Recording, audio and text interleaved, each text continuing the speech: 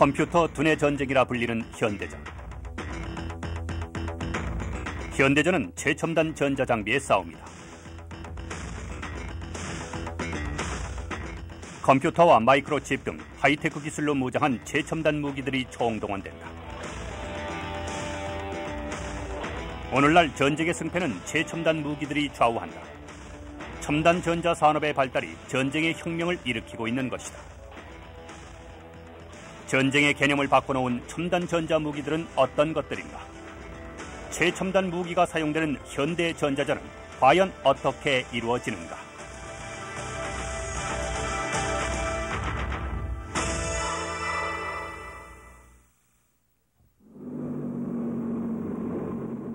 탱크는 현대에도 원시적인 분위기를 갖고 있다.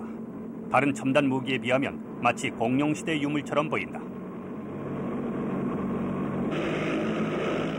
하지만 탱크의 두꺼운 장갑 속에는 탄도 컴퓨터와 레이저 거리 측정기 등 첨단 전자 장비들이 숨겨져 있다.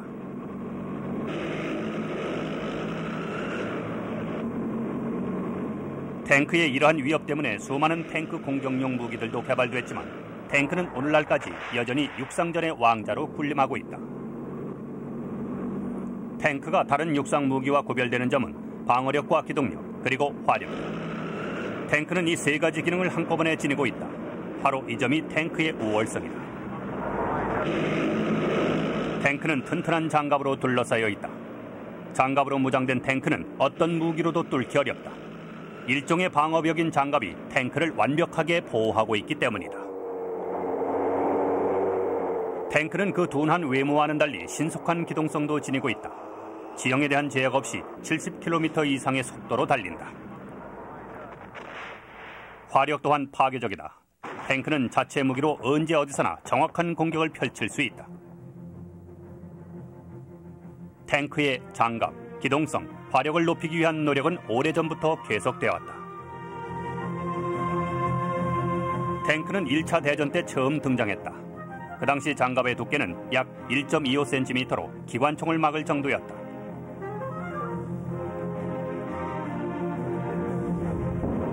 그러던 것이 2차 대전 때에는 1.5에서 2cm로 두꺼워져 대포의 공격도 막을 수 있었다. 그러나 장갑의 두께가 계속 두꺼워지자 탱크의 무게 또한 늘어났다. 70톤의 이 무거운 탱크는 무게 때문에 빨리 움직일 수 없었다. 장갑과 기동성의 균형이 깨진 것이다. 이를 위해 장갑의 두께를 다양화하는 방법이 시도됐다. 공격을 제일 많이 받는 앞부분의 장갑 두께를 가장 두껍게 한다. 그리고 공격을 덜 받는 옆면을 그 다음으로, 공격을 적게 받는 뒷면을 가장 얇게 만든다. 따라서 탱크 승무원들은 가장 두꺼운 정면을 공격 방향으로 잡는 전략을 쓰고 있다. 오늘날 탱크 장갑의 가장 두꺼운 부분은 약 10cm다. 장갑을 경사지게 해 방어력도 높아졌고 강도도 거의 2배로 증가됐다.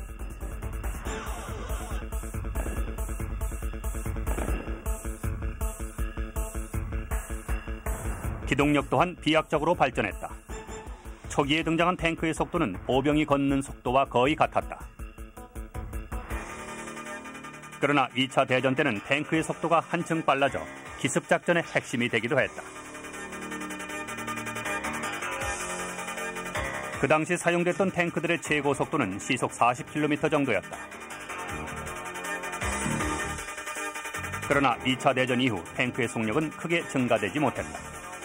탱크의 속도가 빨라지면서 포의 공격이 정확하지 못했고 탱크가 고르지 못한 지형을 달릴 때 승무원들이 부상을 입기 때문이었다. 1970년대 자동차 기술로 이 문제는 극복했다. 차버팀 장치와 강한 엔진을 단 탱크는 이제 빨리 달리면서도 포를 쏠 수 있게 됐다.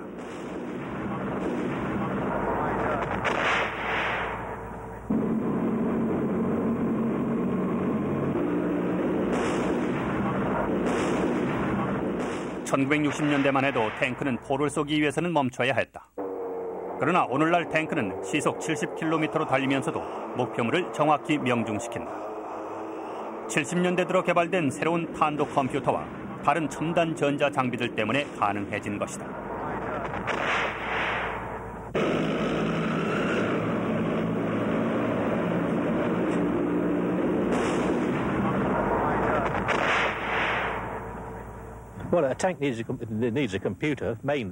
탱크는 포격 조절에 컴퓨터를 이용합니다.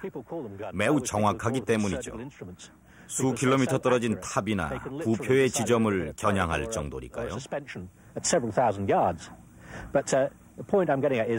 그런 정확성을 얻기 위해서는 아주 정확한 발사 조절 장치가 필요하고 여러 가지 기준을 받아들이도록 설계된 디지털 컴퓨터가 필요하게 됩니다.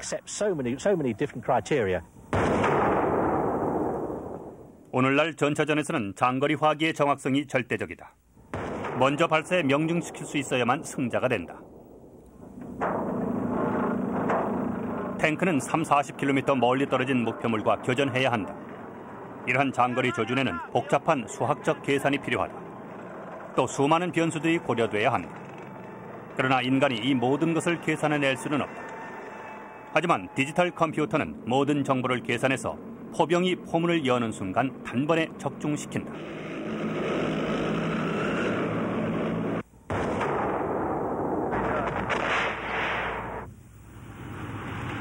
오늘날 탱크가 갖추고 있는 첨단 장비는 컴퓨터뿐만이 아니라 이 열 영상 장치는 탱크가 지닌 최고의 전자 장비 중에 하나다.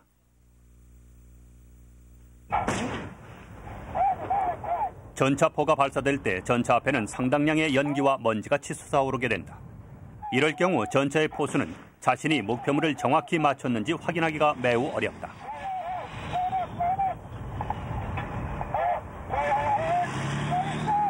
그러나 탱크에 설치된 열 영상 장치로 이 가시장애를 투시할 수 있는 것이다.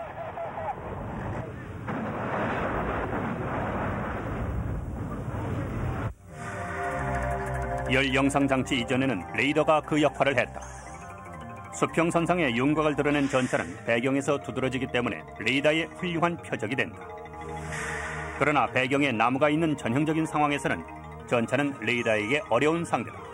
나무는 전차만큼이나 레이더를 잘 반사함으로써 레이더에 효과적으로 나타나지 않는다.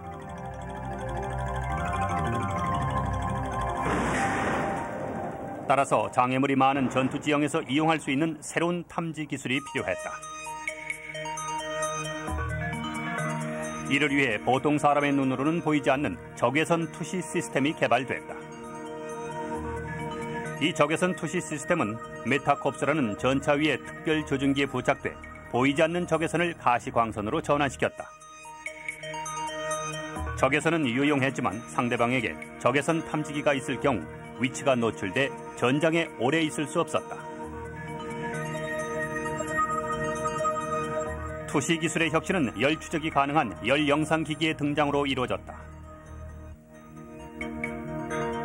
이 시스템은 물체와 자연 환경 간에 생기는 온도 차에 반응한다. 인간은 자연 환경보다 따뜻해서 쉽게 구분된다.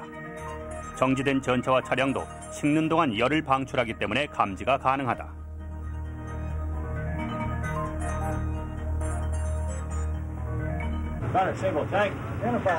열 영상 기기만 있으면 아주 먼 거리에 있는 적이라도 포수와 잘 훈련된 대원 한 사람이 공격할 수 있다.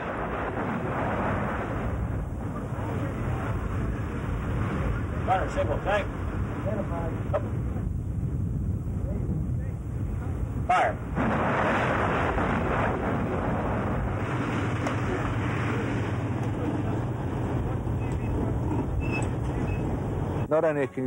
장거리에서 목표물을 볼 수 있습니다. 뿐만 아니라 목표물이 위장하고 있을 때도 이러한 열 영상 장치를 통해 그 위장을 뚫고 볼 수 있습니다. 어둠이나 화염, 기타 전투상의 장애를 뚫고 보는 것이죠. 적의 차량이 연막을 치거나 하면은 그러한 차량을 보지 못하겠죠. 그러나 야간 열 영상 장치로 연막을 뚫고 차량을 볼 수 있으며 조준할 수도 있습니다. 현대 전장에서 열 영상기기 같은 투시 시스템의 중요성은 날로 높아지고 있다. 오늘날 대부분의 전투는 어두운 곳에서 치러진다. 모든 공격은 야간에 실시된다.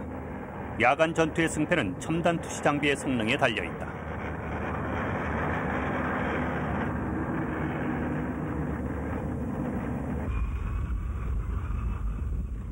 이러한 투시 시스템은 야간 전투뿐 아니라 전차가 일으키는 먼지와 적이 자신의 위치를 은폐하기에 피우는 연막, 불타는 차량의 연기 등으로 적을 볼 수 없는 상황에서도 이용된다. 방어력과 기동성, 화력을 동시에 지닌 탱크는 현대 지상 전력의 핵심이다. 오늘날 탱크는 진화의 한계에 도달했다고 할 만큼 최고의 성능을 갖고 있다. 탱크는 앞으로도 여전히 지상전의 왕자로 남을 것이다.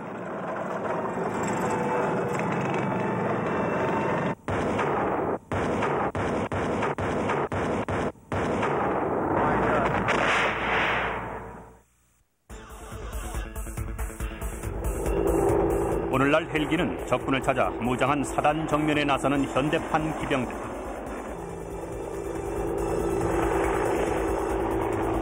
기갑포와 미사일 등으로 중무장한 헬기의 화력은 어마어마하다.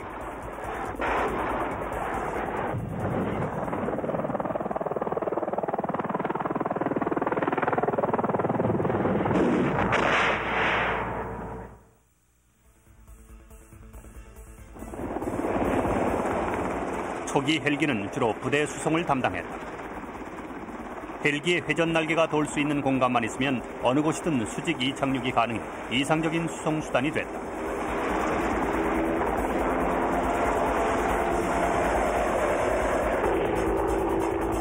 그러나 무장이 안 된 헬기는 탱크포의 공격에도 쉽게 격추될 수 있었다.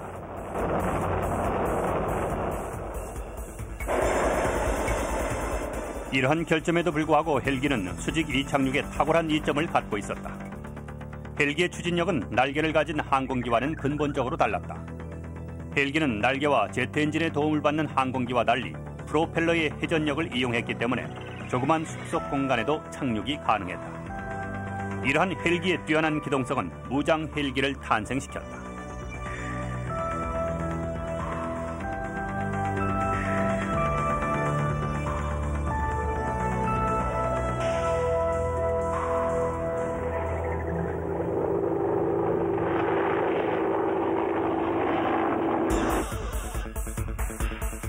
무장 헬기의 가치가 입증된 것은 베트남전이었다. 베트남전은 헬기의 전쟁이라 할 수 있었다. 헬기는 험한 산과 논, 울창한 밀림으로 덮여있는 베트남의 지형 조건에 효과적이었다.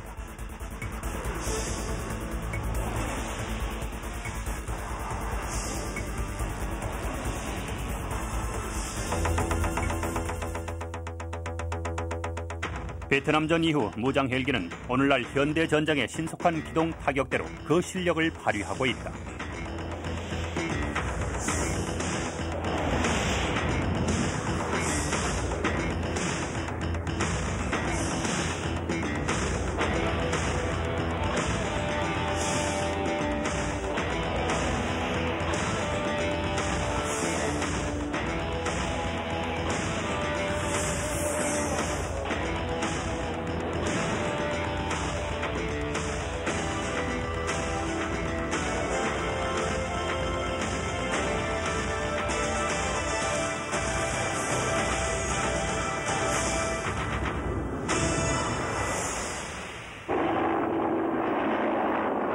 무장 헬기는 탱크 사냥꾼으로 진화했다.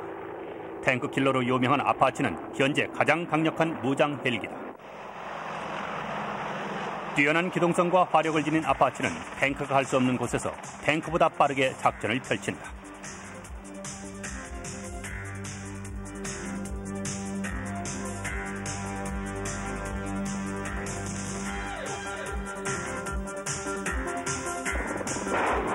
그 주된 무기는 지옥불이란 뜻의 헬파이어 미사일이다.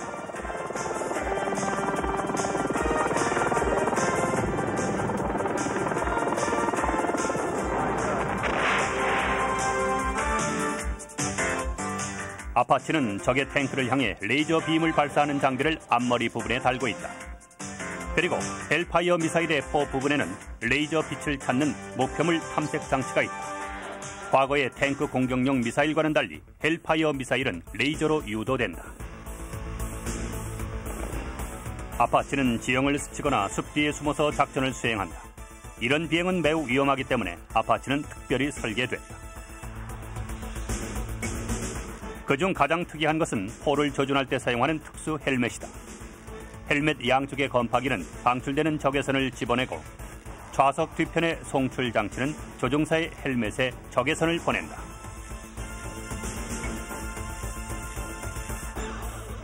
헬멧에 디스플레이 조망 장치를 부착시키면 모든 것이 완료되고 조종사는 지시를 내린다.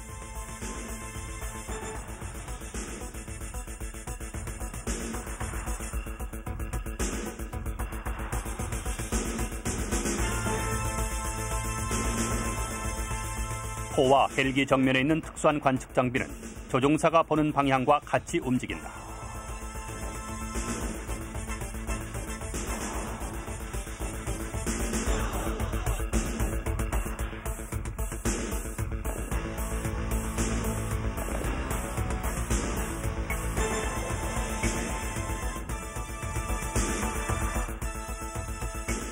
조종사는 한쪽 눈에 부착한 관측 장비로 다양한 적외선 전방 감시 영상과 TV 영상 또는 다른 부호들을 볼 수 있다. 이러한 시스템을 위해서 2개의 장치가 이용된다.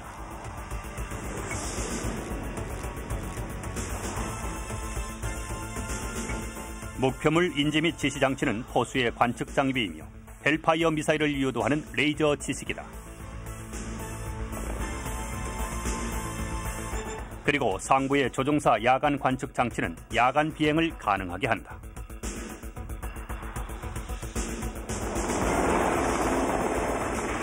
또한 아파치 헬기는 첨단 투시 시스템인 열 영상 감지 장치까지 갖추고 있다.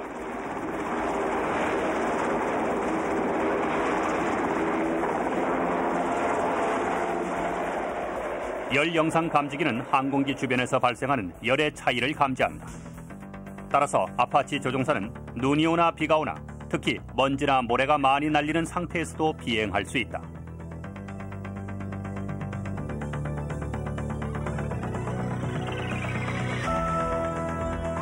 열 영상 장치나 레이저 지식기 같은 첨단 전자눈은 뛰어난 기동성과 화력을 지닌 아파치를 24시간 전력으로 만들었다. 이제 하루 중 아파치의 공격을 피할 수 있는 시간은 존재하지 않는다.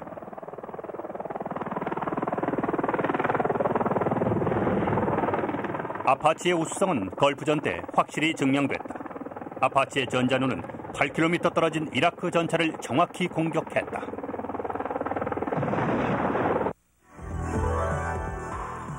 오늘날 헬기는 결코 나약하지 않다.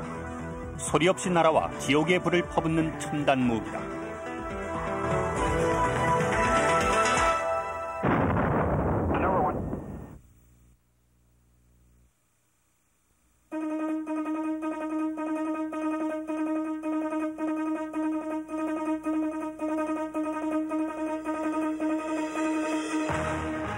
함대 방공의 혁명아 이지스. 이지스 순양함은 오늘날 가장 뛰어난 바다의 전사다.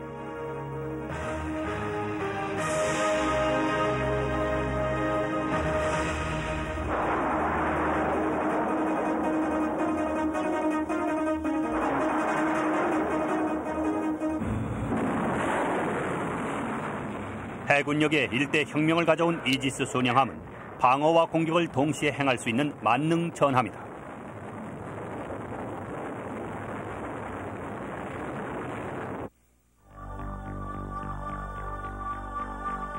(2차) 대전 때는 주력함들이 주로 대포를 이용해 근거리 작전을 폈다.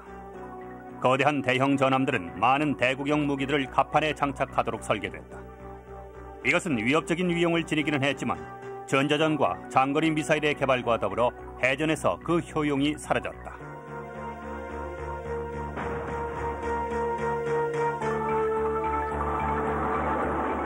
미사일이 전 세계 해군의 무기로 각광을 받게 됨으로써 대구경포를 장착한 대형 전함의 중요성은 감소했다.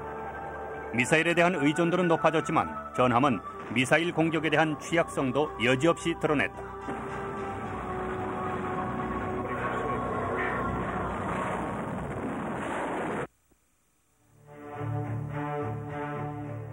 함대를 보호하고 전투력을 강화시킬 새로운 방안이 강구됐다. 이러한 노력의 결과로 해전에 혁신적인 신개념이 도입됐다. 바로 첨단 전자장비와 컴퓨터를 장착한 이지스 순양함의 탄생이다. 이지스는 같은 전함 중에 선봉을 담당하는 미사일 순양함이다. 외관상으로 이지스는 무기가 없는 비전투용 선박처럼 보인다. 그러나 외관과는 달리 이 순양함은 최첨단 전자장비로 이루어진 매우 복잡한 무기 시스템을 갖춘 치명적인 전함이다.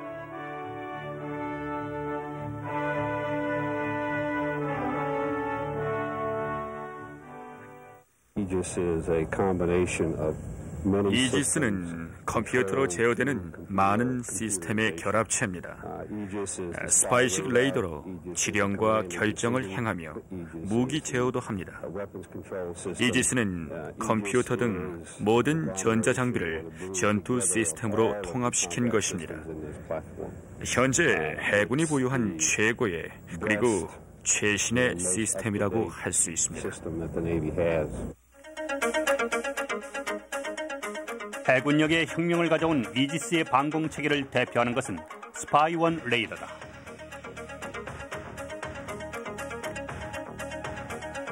과거 회전식 레이더는 회전 주기 중 절반가량 적을 포착하지 못했지만 신형 레이더인 스파이1은 4개의 안테나 덕분에 항상 360도 전체를 감시할 수 있다.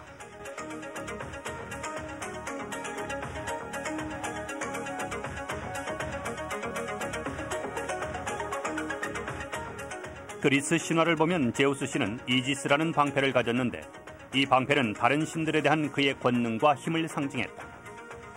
오늘날 이지스라는 이름은 매우 복잡한 무기 시스템인 순양함에 붙여졌다. 오늘날의 전함은 복잡한 환경 속에서 작전을 수행한다. 따라서 수많은 데이터들을 처리할 수 있는 고성능 컴퓨터가 필수적이다. 이지스 순양함은 이러한 데이터들을 처리할 수 있는 컴퓨터로 무장하고 있다.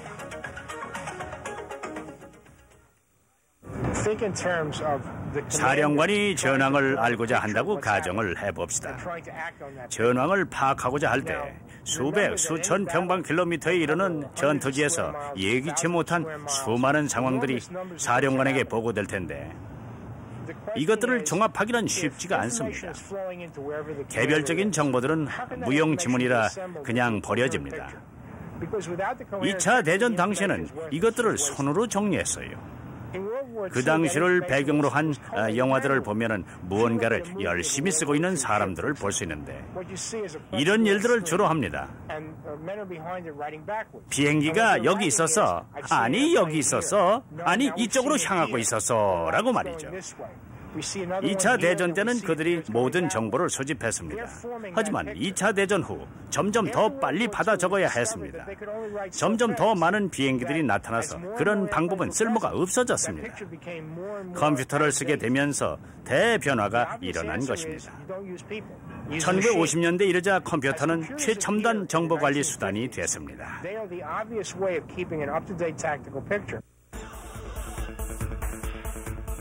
이지스 순양함이 보유하고 있는 화력 또한 막강하다. 방공전에 주로 쓰이는 신형 무기는 SM-2 스탠다드 미사일이다. 거의 눈에 띄지 않는 수직 발사대를 이용하는데 최고 60마일밖에 적을 공격할 수 있다.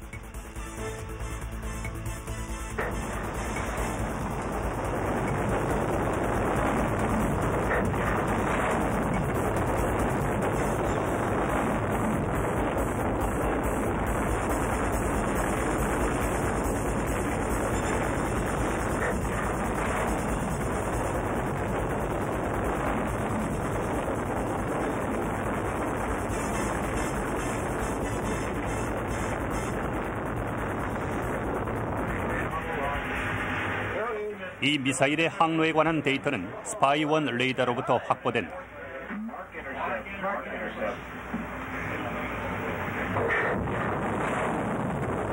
이지스 순양함의 갑판 앞 뒤쪽에는 2개의 수직 발사대가 있다.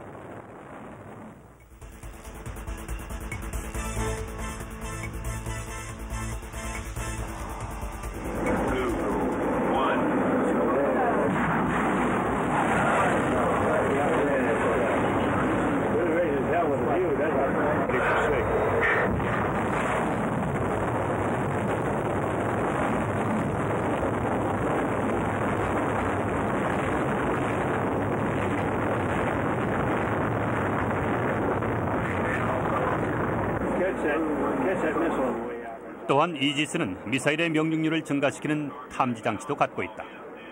미사일 순항의 최종 단계인 몇 초 동안 목표물을 지시하고 그 목표점에서 반짝여 미사일과 목표 지점 간의 최단거리 정보를 제공한다.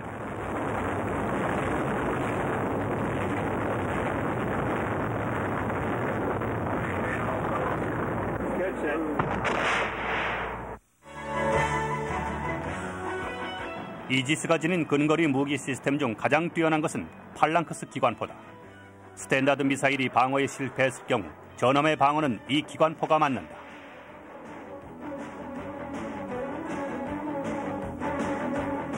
팔랑크스는 전함의 좌우현 또는 중앙에 설치된다.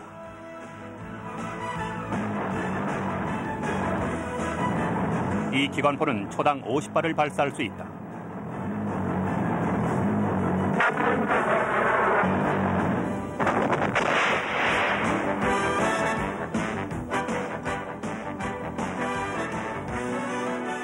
이지스는 해상전을 위해 배 앞쪽에서 발사하는 하푼 대함 미사일 8기를 장착하고 있다.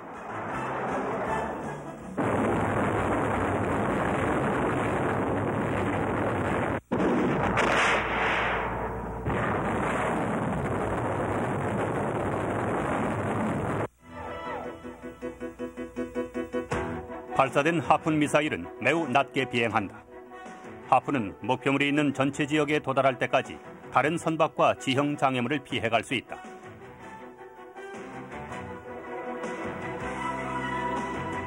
그 다음에는 선상 레이더가 가동돼 하푼이 목표물에 명중하도록 유도한다.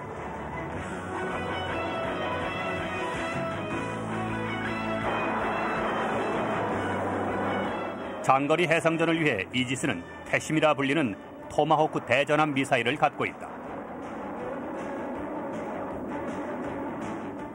태심은 발사 후 다른 선박과 지형 장애물을 피하도록 프로그램돼 있다. 또한 태심은 목표물까지 길잡이 역할을 하는 레이더도 갖추고 있다.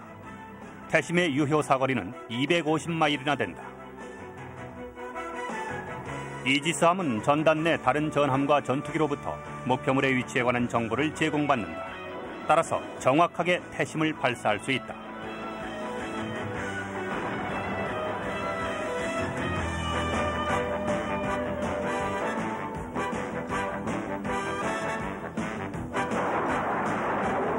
킬렘은 토마호크의 지상 공격용 변종이다.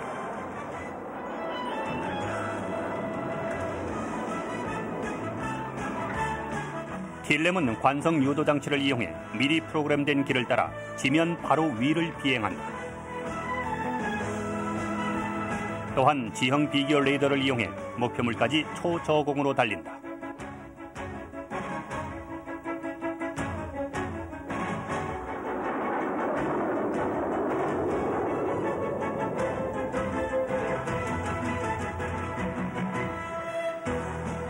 목표물에 가까이 접근하면 킬렘은 디지털 지형 비교 시스템을 가동한다.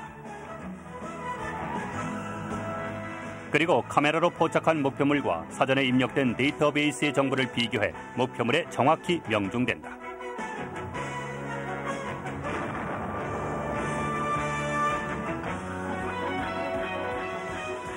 이지스의 토마호크 미사일은 공중 폭발에 노출된 표적을 파괴할 수도 있다.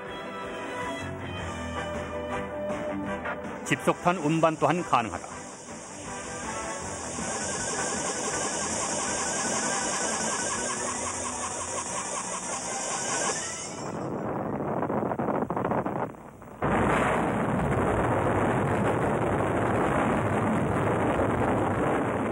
떠다니는 바다의 요새 이지스. 첨단 전자장비로 무장한 다목적 전함 이지스는 현대 해전에서 혁명을 가져온 전함이다.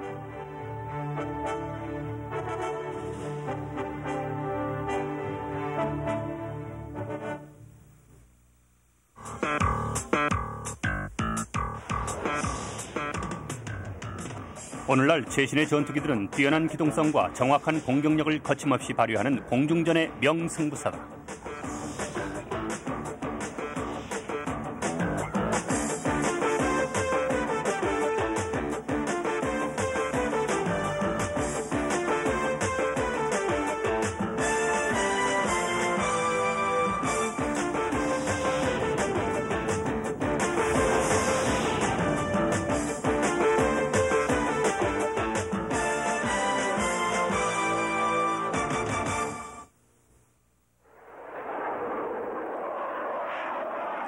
현대전에서 제공력의 확보는 전쟁의 승패를 가늠할 만큼 중요시되고 있다.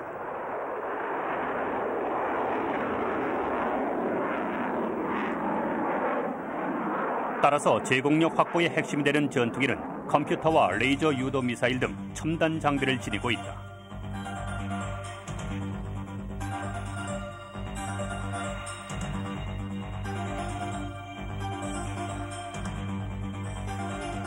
컴퓨터의 등장으로 항공기술의 총알이라고 할 수 있는 전자장치 비행의 시대가 열렸다.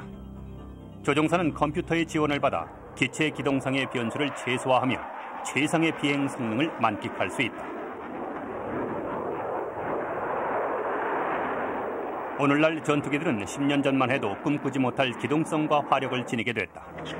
첨단 전자장비가 전투기의 전투 수행 능력에 혁신적인 변화를 가져온 것이다.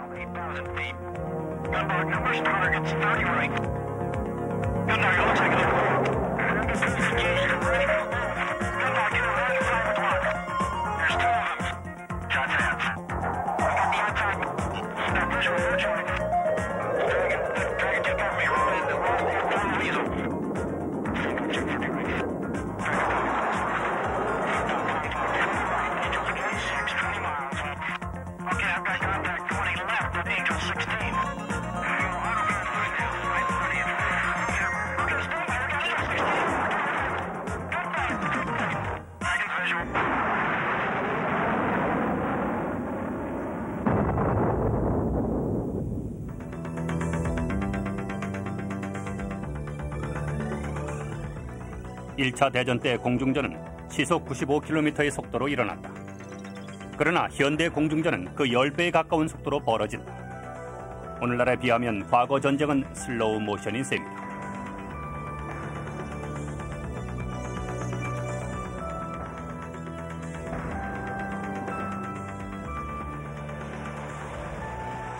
(1950년대) 레이더와 제트 엔진이 출현한 후에 복잡성도 증가했다. 현대 전투기는 기체, 동력장치, 항공 전자장비 등으로 복잡하게 이루어져 있다.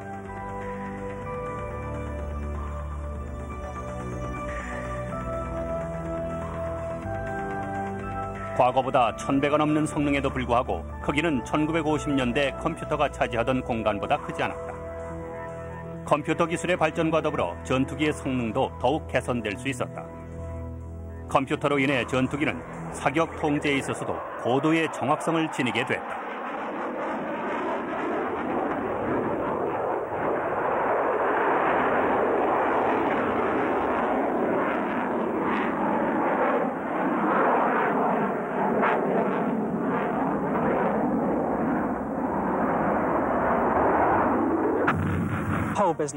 발사 조절의 전 과정은 매우 복잡해서 조종사가 감당할 수 없을 정도입니다. 하지만 이제 장거리 고속, 이상각도, 그리고 그 밖에 어려운 상황에서도 발사할 수 있게 됐습니다. 과거에는 소수의 조종사들만 적중시켰지만 지금은 모두 백발백중입니다. 컴퓨터 덕분에 모든 조종사들이 뛰어난 수준에 오르게 된 것입니다. 걸프전 당시 정밀 유도탄 발사 장면은 전자무기의 위력을 증명했다.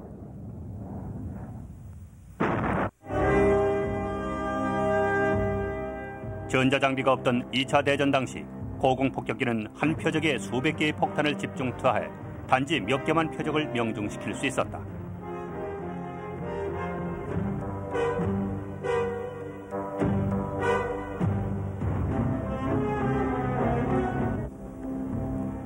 대체로 표적 하나를 파괴하는데 300~400개의 포탄이 들었다.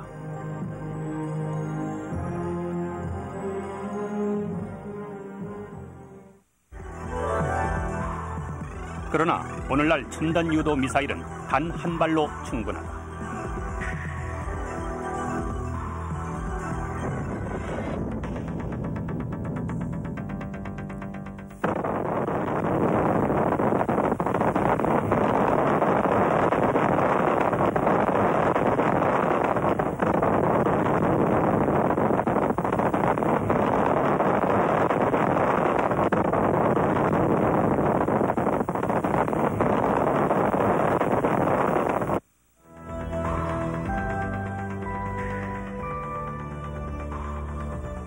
최첨단 레이저 유도 미사일은 오늘날 전자기술이 어디까지 가능한지를 보여준다. 포탄 끝의 탐색 장치는 발사된 레이저 에너지를 향하도록 예정되졌다. 레이저 유도 시스템의 가장 정교한 부분은 포탄 자체가 아니라 전투기 아래 장착된 레이저 유도 장치다.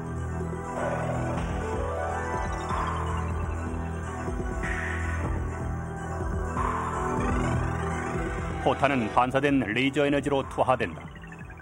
포탄 감지 장치는 반사된 레이저 에너지만 감지해 목표물로 돌진한다.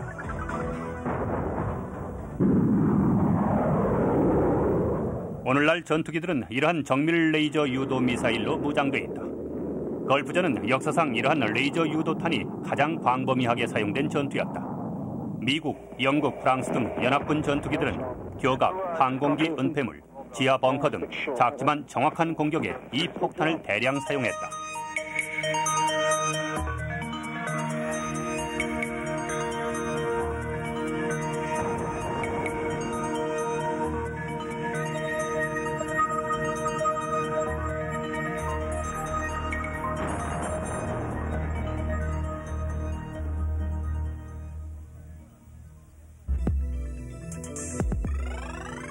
더욱더 진보된 유도 미사일도 등장했다.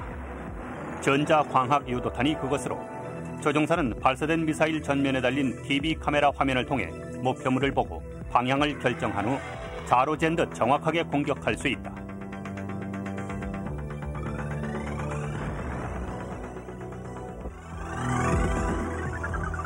전자광학 유도 무기의 가장 혁명적인 변화의 하나는 영상 적외선 탐식 장치다. 초기의 광학 유도 무기들은 주간에만 사용 가능했지만 영상 적외선 탐색 장치를 갖춘 요즘의 전자광학 유도 미사일은 야간에도 사용할 수 있다. 미사일 전면에 달린 TV 감지기는 표적과 자연 환경 사이에 미세한 온도 차이도 감지할 수 있어 조종사에게 자세한 표적 영상을 제공한다. 조종사는 TV 카메라를 통해 제공되는 목표물에 탐색기를 고정하면 미사일은 더 이상 교정할 필요 없이 목표를 향해 스스로 유도된다.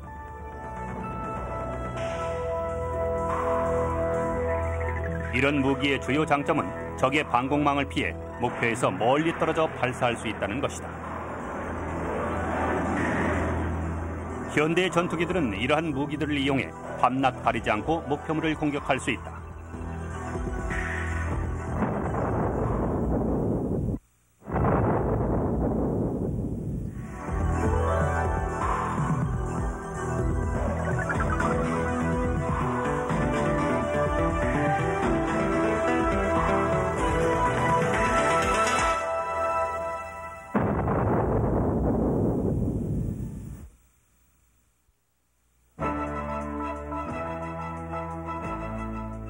오늘날 가장 신비스러운 제트기는 스텔스 전투기다.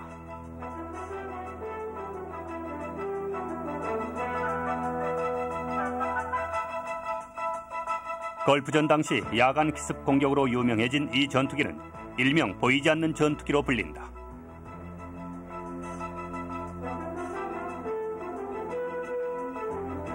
기존 전투기들의 장점과 적의 레이더망에 걸리지 않는 스텔스 기술을 합친 세계 최첨단 전투기다.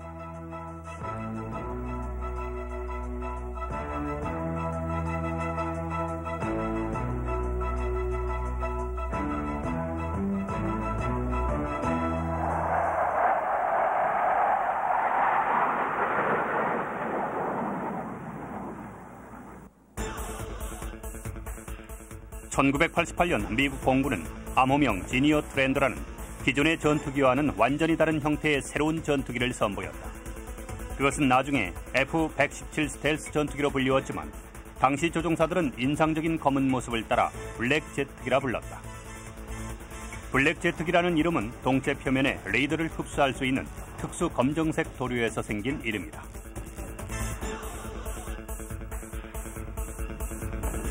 F-117 스텔스 전투기의 첫 비행은 1981년 6월에 행해졌다.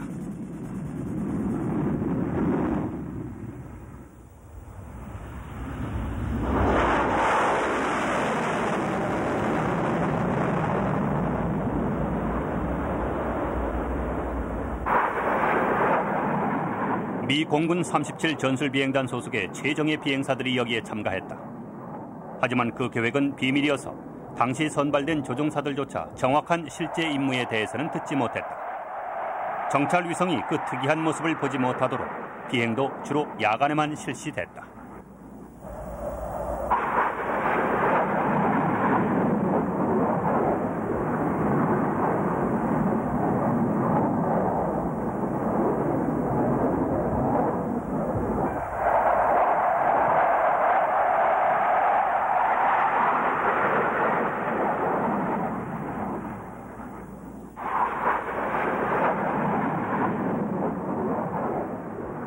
첫 시험 비행에서 스텔스 전투기는 뛰어난 능력을 입증했다. 스텔스 전투기는 오직 하나의 임무 수행을 위해 제작된 전투기였다. 그 임무란 중요하고 결정적인 목표물을 아주 정확하게 야간에 기습 공격하는 것이었다. 적의 레이더망을 피해 적 상공으로 몰래 들어가 중요한 목표물들을 레이저 유도탄이나 정밀 유도 미사일로 공격할 수 있는 전투기였다. 아직도 이 폭격기의 많은 부분들은 비밀에 쌓여 있다. 스텔스 기술의 핵심은 적의 레이더로부터 위장할 수 있다는 것이다. 스텔스 전투기의 모든 부분은 레이더 반사를 최소화하기 위해 특별히 설계돼 있다.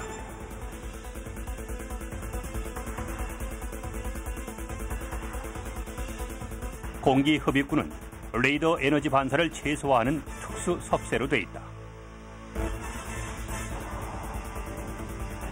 강력한 레이더 반사의 일반적인 원인은 조종실이다. 보통 항공기에서 레이더는 조종실 유리 덮개를 지나가고 조종실에 많은 물건을 반사시킨다. 스텔스 전투기의 조종실 덮개는 조종실 안으로 레이더 에너지가 들어가는 것을 막기 위한 특수 금속 물질로 돼 있다. 강한 레이더 반사의 또 다른 걸림돌은 날개에 설치된 미사일 발사 장치다. 스텔스 전투기의 미사일은 동체 내부에 있는 특수 폭탄 투하실에 실려 있다.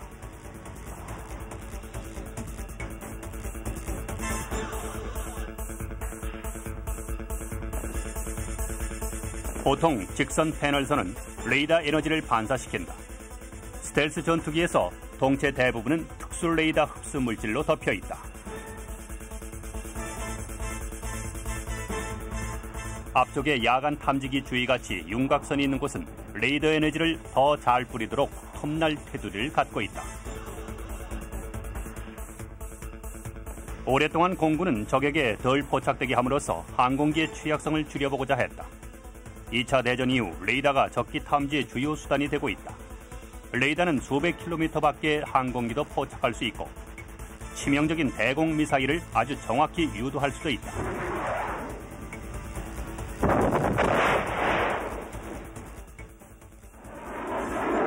지금까지 레이더망을 피할 수 있는 가장 안전한 방법은 저공 비행밖에 없었다.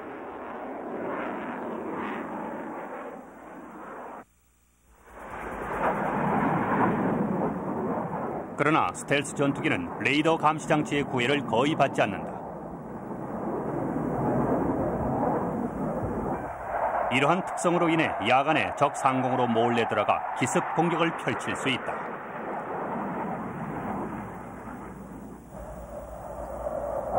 레이더를 이용해 목표물을 찾는 대부분의 전투기와는 달리 스텔스 전투기는 열영상 야간 감지기를 사용한다.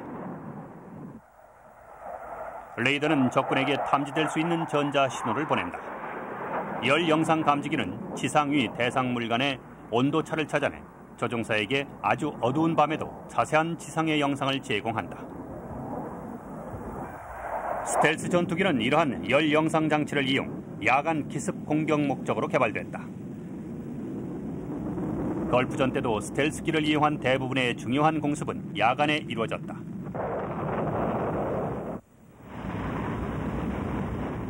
첨단 스텔스 전투기는 계속 개발되고 있다.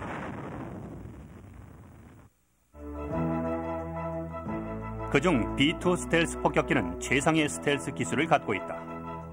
B2 스텔스 폭격기의 특징은 독특한 그 형태에 있다. B2 스텔스 폭격기는 레이저 에너지를 발사시키는 꼬리 부분이 아예 없다. B2 스텔스 폭격기는 적외선 탐지기와 유도 미사일을 이겨낼 수 있는 설계의 특징을 갖고 있지만 이 체제가 어떻게 작용하는지는 여전히 비밀로 남아있다.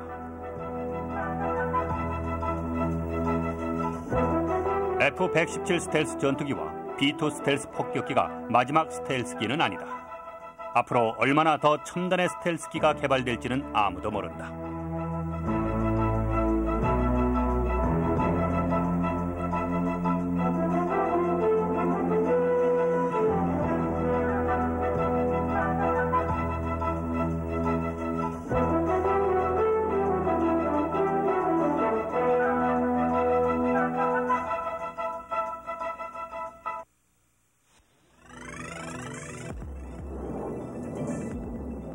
현대전은 눈과 귀를 가진 자가 승리한다. 현대 전장의 상공에서는 실제 전투 못지않은 치열한 전자정보전이 벌어진다. 현대전은 전자전이 승패를 좌우한다. 전자정보와 통신정보의 수집과 축적은 현대전에서 승리하기 위한 핵심 요소다. 공중조기 경보기로 더 잘 알려진 AWACS. AWACS는 현대 공군의 눈이자 두뇌다. 기체 위의 커다란 원반 속에는 강력한 레이더가 내장돼 있다.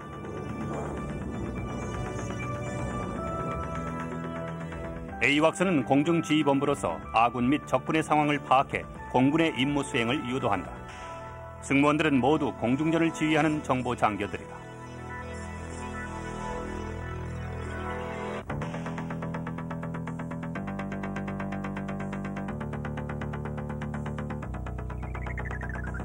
AWACS의 레이더는 지상의 레이더가 탐지할 수 없는 저공을 침투하는 비행기와 미사일 등을 원거리에서 탐지할 수 있다.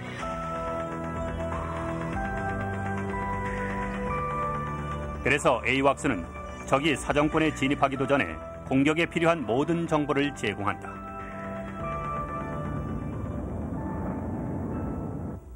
AWACS의 위력은 상황에 따라 무기를 효율적으로 투입하는 화력 통제 기능에 있다.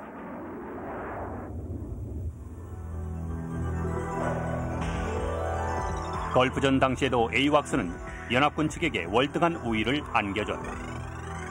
몇 대의 AWACS가 항상 이라크의 영공을 감시했다.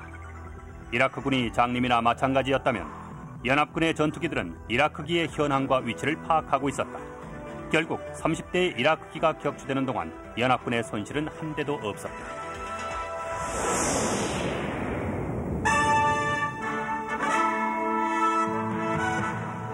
AWACS의 정보 수집과 화력 통제 능력은 현대전의 핵심이 되고 있다.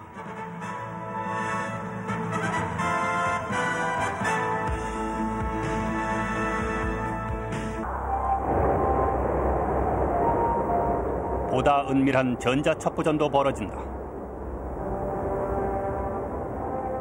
오늘날 대표적인 첩보기는 U2기에 이어 개발된 TR-1이다.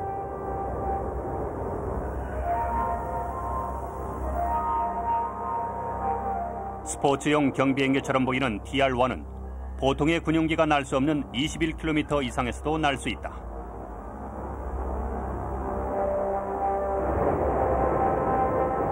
(21km부터는) 공기가 부족해서 보통 전투기의 날개로는 떠있기도 힘들고 제트 엔진이 고장날 수도 있다. 하지만 U2나 TR-1 등의 첩보기는 최소한의 연료와 공기로 운행이 가능한 특수 제트 엔진을 장착하고 있다.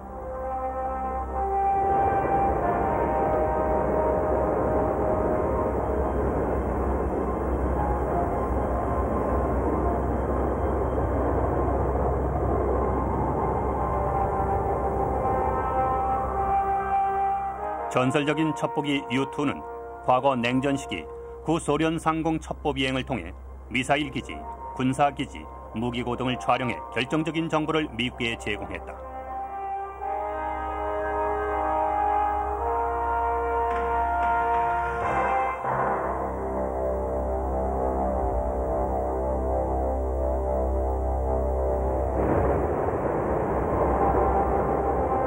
(1962년) 쿠바의 미사일 위기는 첩보 활동의 전략적 가치를 일깨워줬다.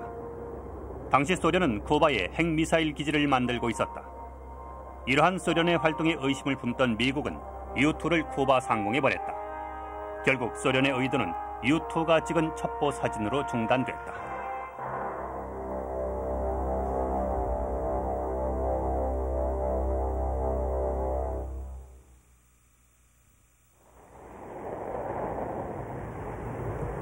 냉전 시대는 끝이 났지만 아직도 첩보기들은 정찰 활동을 계속하며 또 다른 분쟁 지역으로 날아다니고 있다.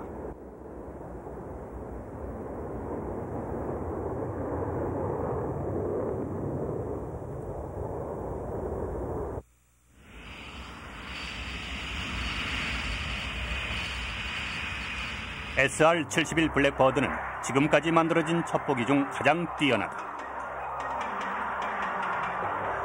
스텔스 기술로 무장한 최초의 첩보기인 SR-71은 어느 임무에서나 속도 마하 4와 고도 25km를 유지할 수 있다. 지금도 세계에서 가장 빨리 그리고 가장 높이 나는 비행기다.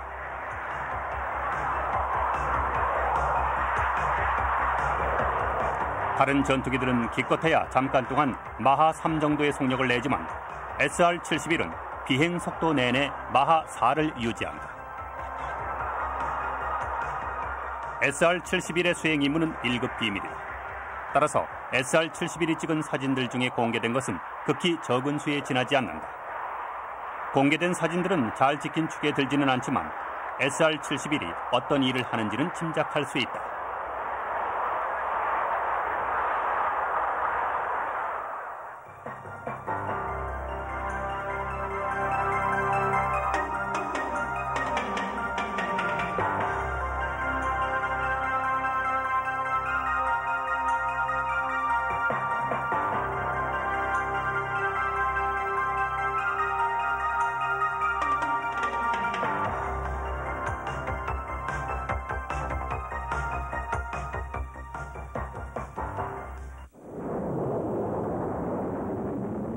(50년대) 후반 처음 인공위성이 등장한 후 첩보 시스템은 주인 없는 영역 우주로 진출했다.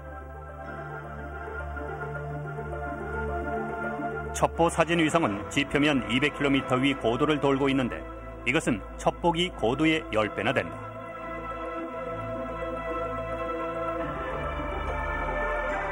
빅버드라 불리는 이 사진 위성은 지상에 있는 30cm 정도의 물체도 구별할 수 있는 해상도를 갖고 있다.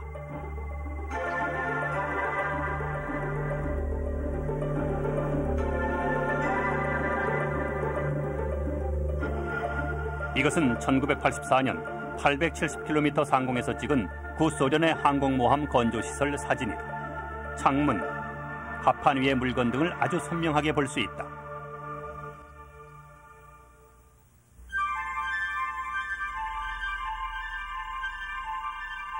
최근에는 사진 위성뿐 아니라 레이더 감시 위성, 미사일 추적 위성까지 등장했다. 이러한 첩보 위성들은 통신 감청, 미사일 유도 등을 수행한다. 걸프전 때 정확하게 미사일을 목표 지점으로 유도한 것도 이러한 첩보 위성이었다. 오늘날 이런 첩보 위성들이 수집하는 정보들은 현대전에서 적의 상황에 대한 핵심 정보를 제공해 전쟁 승패에 결정적인 역할을 하고 있다. 오늘날 첩보기와 첩보 위성의 중요성은 급격히 증가하고 있다.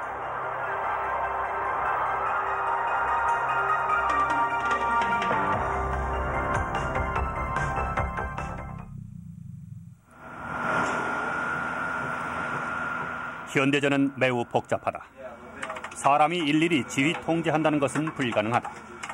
그러나 컴퓨터와 레이더 등 전자장비들은 이것을 가능하게 한다.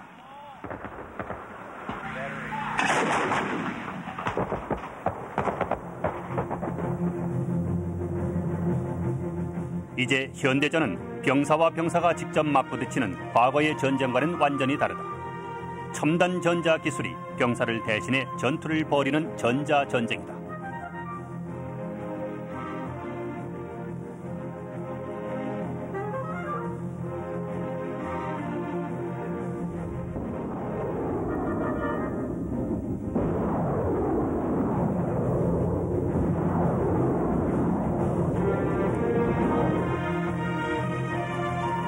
하이테크 전쟁은 걸프전 때 이미 예고됐다.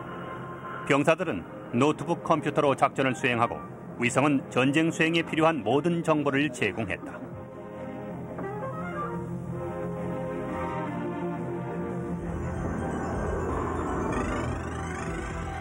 오늘날 현대전은 최첨단 전자전이다. 현대전의 승패는 최첨단 전자무기가 좌우한다.